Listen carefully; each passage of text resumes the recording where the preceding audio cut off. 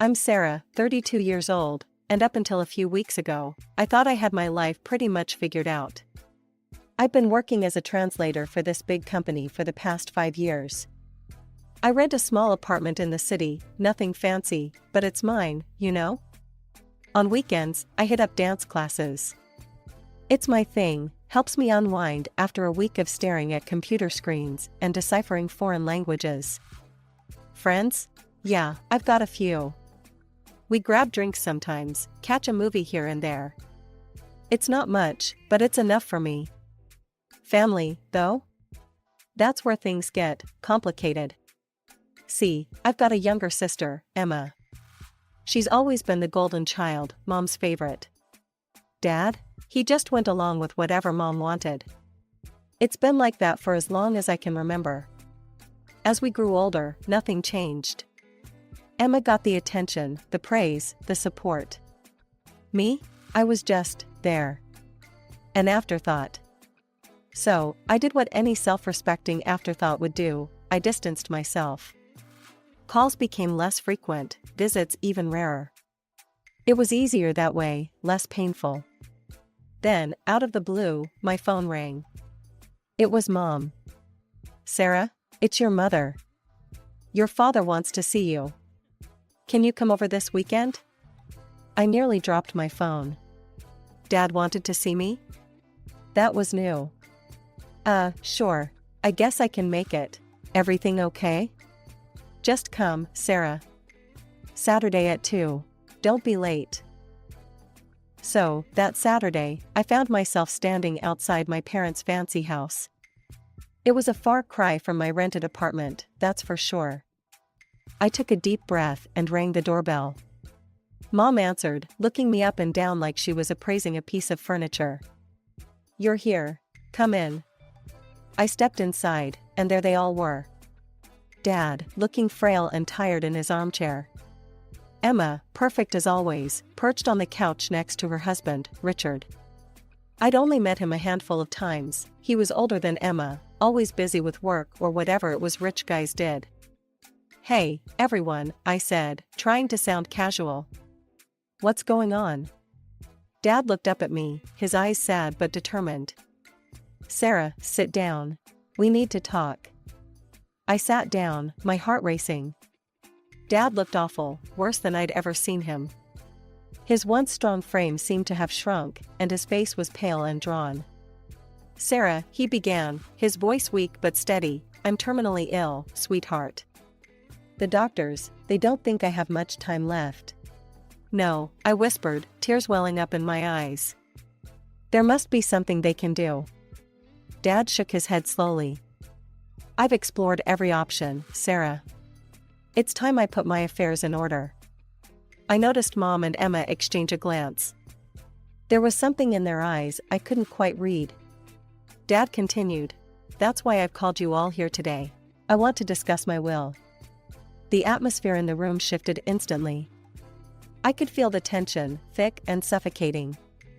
I've given this a lot of thought, Dad said, his gaze moving from Mom to Emma, then settling on me. Your mother will get the apartment in the city.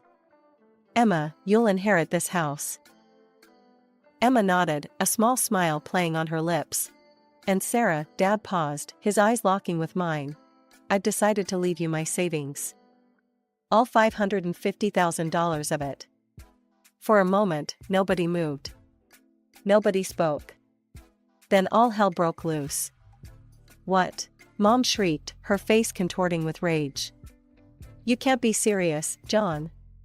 Emma jumped to her feet. Dad, that's not fair.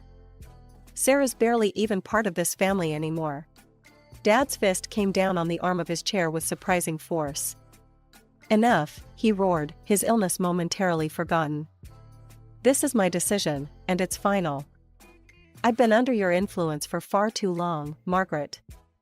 I've neglected Sarah because of you, because of your obsession with Emma. No more. He turned to me, his eyes softening. Sarah, I'm so sorry. Can you ever forgive me? Without hesitation, I moved to him, wrapping my arms around his frail body. Of course, Dad. Of course I forgive you. He hugged me back, his grip weak but filled with love. After a moment, he pulled away, exhaustion etched on his face. "I'm tired now. I need to rest." As Dad retreated to his room, I found myself facing the furious glares of my mother and sister. "You," Mom hissed, her voice dripping with venom. "You need to refuse the money. It should go to Emma." I stood my ground, anger bubbling up inside me. "No, it's Dad's decision, and I'm respecting it." Emma stepped closer, her eyes narrowed. "You'll regret this, Sarah. Mark my words." As I left the house, Emma's taunts followed me. "Look at you, all alone. No one wants you. I've got a rich, loving husband. What do you have?" Richard's laughter joined hers, the sound grating on my nerves as I walked to my car. The next 2 weeks were hell. Every day, without fail, my phone would buzz with messages from Mom and Emma. They were relentless, demanding I give up the inheritance. I ignored them all. I threw myself into work, trying to drown out their voices with the clatter of my keyboard. Then, on a gray Tuesday morning, the call came. Dad was gone. I felt numb as I drove to the funeral. The service was a blur of black clothes and somber faces. Mom and Emma put on quite a show, sobbing dramatically and clinging to each other. I stood apart, my grief a quiet, hollow thing in my chest. After the service, we all gathered at the house. Emma made a big deal about the money she'd withdrawn for the funeral expenses, waving her purse around like a flag. "I've got it all here," she announced to anyone who'd listen. "Thousands of dollars. It's the least I could do for Daddy." As the last of the guests trickled out, I started gathering my things. That's when all hell broke loose. Emma's shriek cut through the somber atmosphere like a knife. "My money! It's gone! Someone's stolen it!" I froze, a chill running down my spine. Something about this felt wrong. Mom's eyes locked onto me, cold and accusing. "It must have been someone who was here the whole time," she said, her voice dripping with insinuation. "Empty your purse, Sarah, now." I stood my ground, anger bubbling up inside me. "No, this is ridiculous. I haven't taken anything." "Then you won't mind proving it," Emma sneered. Before I could respond, Richard was on the phone. "Yes, police? We'd like to report a theft." My heart pounded as we waited for the police to arrive. This couldn't be happening. Not today, of all days. The officers were professional, but firm. "Ma'am, we're going to need to check your bag," one of them said. Trapped, I handed over my purse. The officer opened it, reached inside, and pulled out a wad of cash and Emma's credit cards. The room exploded into chaos. Mom and Emma hurled accusations and insults, their voices rising to a fever pitch. I stood there, shell-shocked, trying to make sense of what was happening. "I didn't do this," I stammered. "I swear, I don't know how those got there." But my protests fell on deaf ears. At the police station, I sat in a cold, sterile room, my mind reeling. Then, to my surprise, Mom walked in. For a fleeting moment, I thought she might have come to help me. I should have known better. She leaned in close, her voice a venomous whisper. "Give up the inheritance, Sarah. Do it, or you'll rot in jail. Everyone will know you as the rat who steals from her own family. Is that what you want?" I felt something snap inside me. Years of neglect, of being the family outcast, of taking their abuse, it all came to a head in that moment. "No," I hissed back. "No, I won't give it up. Do your worst." Mom's face twisted with fury. "Fine. Enjoy prison, you ungrateful trash." She stormed out, leaving me alone with my anger and a newfound determination. I managed to post bail and get out of that hellhole, but my troubles were far from over. As I stumbled into my apartment, exhausted and angry, my phone rang. It was my boss, Mark. "Sarah, we need to talk," he said, his voice tense. "I received a call today. Someone told me about the theft accusations against you." I felt the blood drain from my face. Mark, I swear I didn't. I believe you, Sarah, he cut in. But we can't have this kind of scandal at the office. Not right now. I'm putting you on unpaid leave until this blows over. The line went dead, and with it, my last shred of composure. I sank to the floor, hot tears streaming down my face. I cried until I had no tears left, then something changed inside me. The sadness gave way to a cold, hard fury. With shaking hands, I pulled out my laptop and navigated to Emma's Facebook page. There, staring back at me, was post after post of luxury cars. Which one should I get, she'd written, just days before Dad's death. The timestamp mocked me, they'd planned this all along, even before Dad was gone. That was it. The final straw. I picked up my phone and dialed a number I'd never thought I'd use. Jackson Investigations, a gruff voice answered. I need your help, I said, my voice steadier than I felt. I need dirt on my sister and mother. They've set me up, and I'm going to prove it. The private investigator, a man named Mike, listened to my story without comment. When I finished, he let out a low whistle. Family drama, huh? Those are always the nastiest. I'll see what I can dig up. For 2 weeks, I waited. Finally, Mike called back. I've got good news and bad news, he said. Bad news is, your mom and sister are careful. They haven't discussed the inheritance or the theft where anyone could overhear. My heart sank. And the good news? I could almost hear his grin through the phone. Your sister's been a bad girl. I've got solid evidence she's cheating on that rich husband of hers. The next morning, I sent a carefully worded message to Richard, my sister's husband. Attached was a photo of Emma entering a hotel with a young, handsome man who definitely wasn't Richard. Interested in what happened next? I wrote. Meet me at Café Noir at 2 p.m. Richard showed up right on time, his face a mask of barely contained rage. I laid out everything I had, photos, videos, even recordings of Emma laughing about Richard's age and how she was only with him for his money. She said I'm boring in bed, Richard growled, his knuckles white as he gripped his coffee cup. That she's disgusted by me. I nodded sympathetically. I'm sorry, Richard. You deserve to know the truth. He looked up at me, his eyes hard. What do you want from me? Why show me this? I leaned in close. I want revenge, Richard. On Emma, on my mother. They set me up, tried to frame me for theft. I need your help to prove it. The next few days felt like an eternity. I paced my apartment, checking my phone obsessively, waiting for word from Richard. Finally, on the 4th day, my phone buzzed with a message. I've got what you need. Meet me. My heart raced as I drove to our agreed meeting spot, a quiet park on the outskirts of town. Richard was already there, looking grim but satisfied. Listen to this, he said, handing me a small USB drive. I plugged it into my laptop, and suddenly, I heard my mother's voice, clear as day. I can't believe how well it worked, she cackled. You should have seen Sarah's face when they found the money in her purse. Emma's laughter joined in. It was priceless. She actually thought she could get away with Dad's money. As if. Now she'll have to give up the inheritance, Mom said smugly. She can't risk going to jail. I felt a mix of emotions wash over me, vindication, anger, and a fierce determination. This is perfect, I told Richard. Thank you. He nodded, his face hard. I'm filing for divorce tomorrow.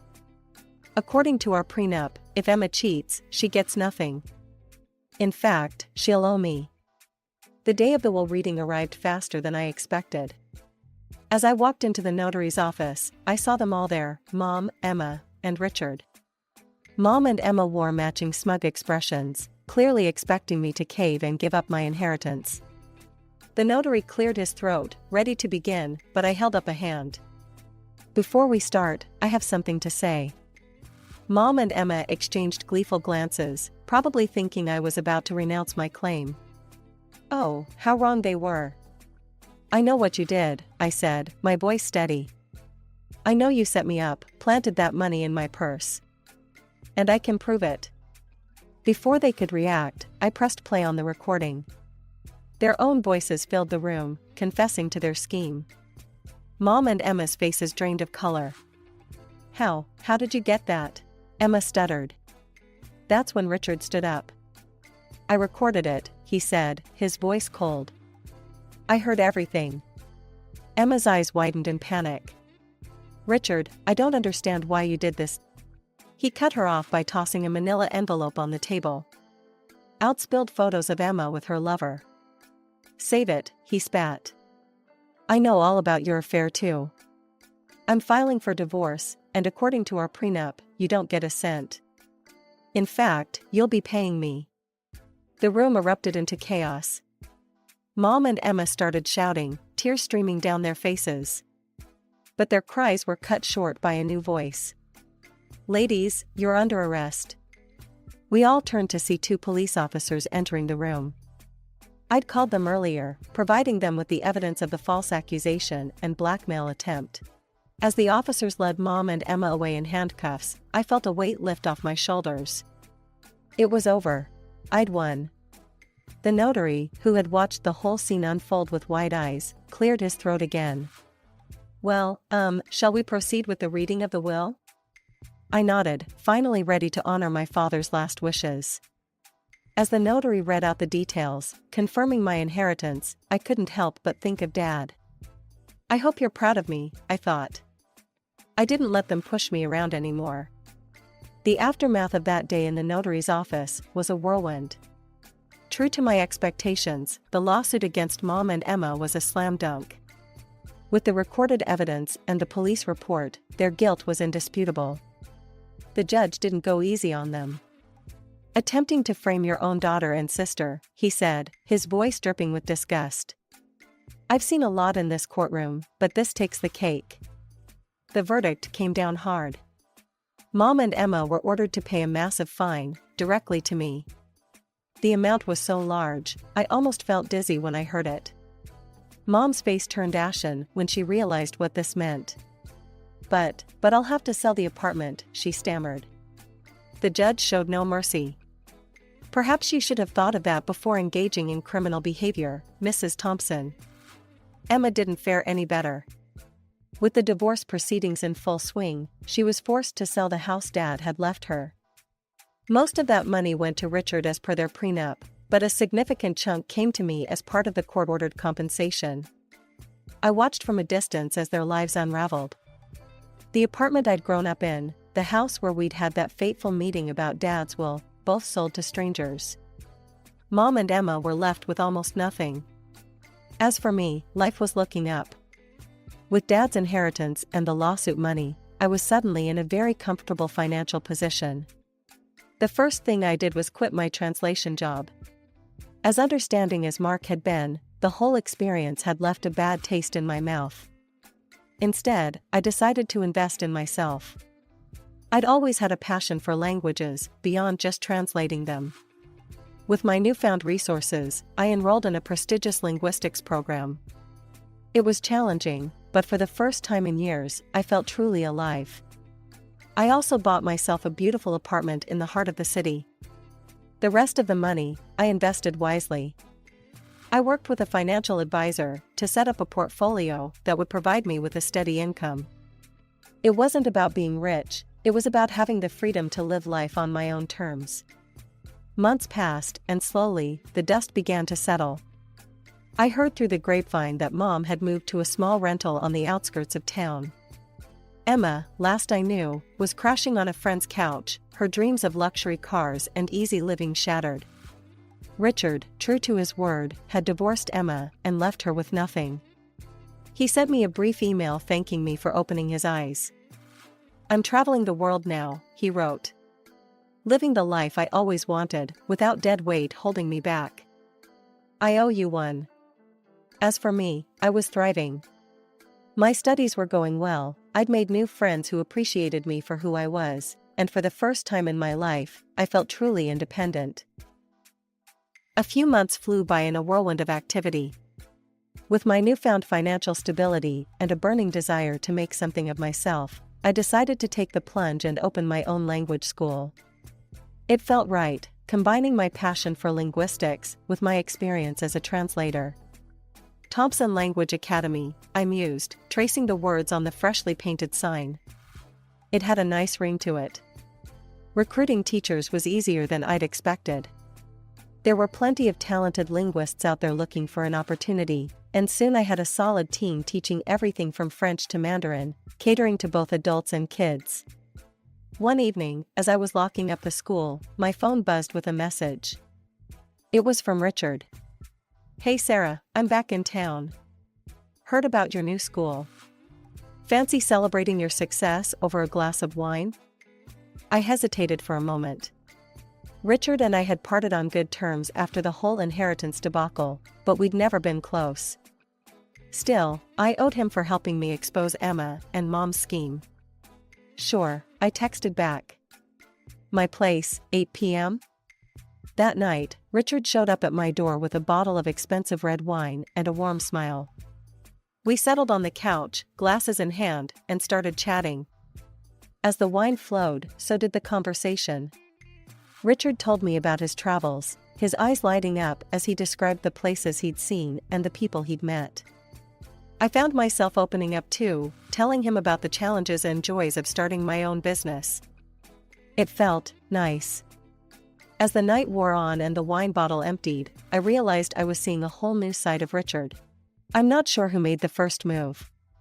Maybe it was the wine, maybe it was the newfound connection, or maybe it was just the culmination of all the changes in our lives. But suddenly, we were kissing. When I woke up the next morning, I found Richard already awake, watching me with a mix of affection and uncertainty. "Sarah," he began, his voice serious. "I need to be honest with you. I know I wasn't the best person before. I underestimated you, laughed at you along with Emma. I was wrong, and I'm sorry." I listened, my heart pounding. Where was this going? He took a deep breath. "But last night, it made me realize something. You're an incredible woman, Sarah. I'd like a chance to start over, to do things right this time. Would you consider dating me?" I stared at him, my mind whirling. Date Richard? My sister's ex-husband? It was crazy, completely insane. And yet, yes, I heard myself say. Let's give it a shot. Richard's face lit up, and as he leaned in to kiss me, I couldn't help but laugh to myself. If someone had told me a year ago that I'd be dating my sister's ex-husband, I'd have thought they were nuts. But here I was, embarking on yet another unexpected journey. Just when I thought things were settling into a comfortable rhythm with the language school thriving and my relationship with Richard blossoming, the past came knocking, literally. It was a quiet Sunday afternoon when I heard angry pounding on my front door.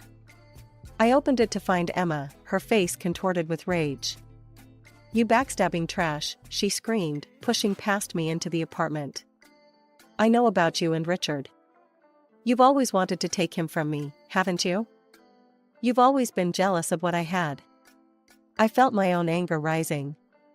"That's ridiculous, Emma. Richard left you because you cheated on him, remember? This has nothing to do with—" "Oh, please," she interrupted, her voice dripping with venom. "As if he'd stay with you. There's nothing special about you, Sarah. You're not beautiful, not like me. He'll leave you just like everyone else does." Her words stung, hitting old insecurities I thought I'd left behind. But I wasn't that pushover anymore. "Get out," I said, my voice low and dangerous. "Get out of my home and stay out of my life. We're done, Emma. For good." She glared at me for a long moment before storming out, slamming the door behind her. I sank onto the couch, suddenly feeling ill. I spent the rest of the day in a fog, trying to shake off the nausea and unease. But as the nausea persisted into the next day, a different kind of unease settled over me. On a hunch, I ran down to the pharmacy and bought a pregnancy test. Positive. I was pregnant. My mind reeled. A baby? Now? I needed to tell Richard. This affected him too, after all. I braced myself for his reaction, prepared for anything from joy to anger to a hasty retreat. When I broke the news, Richard was quiet for a long moment. Then, to my surprise, he wrapped me in a tight hug and sighed dramatically. "Richard?" I asked, confused by his reaction.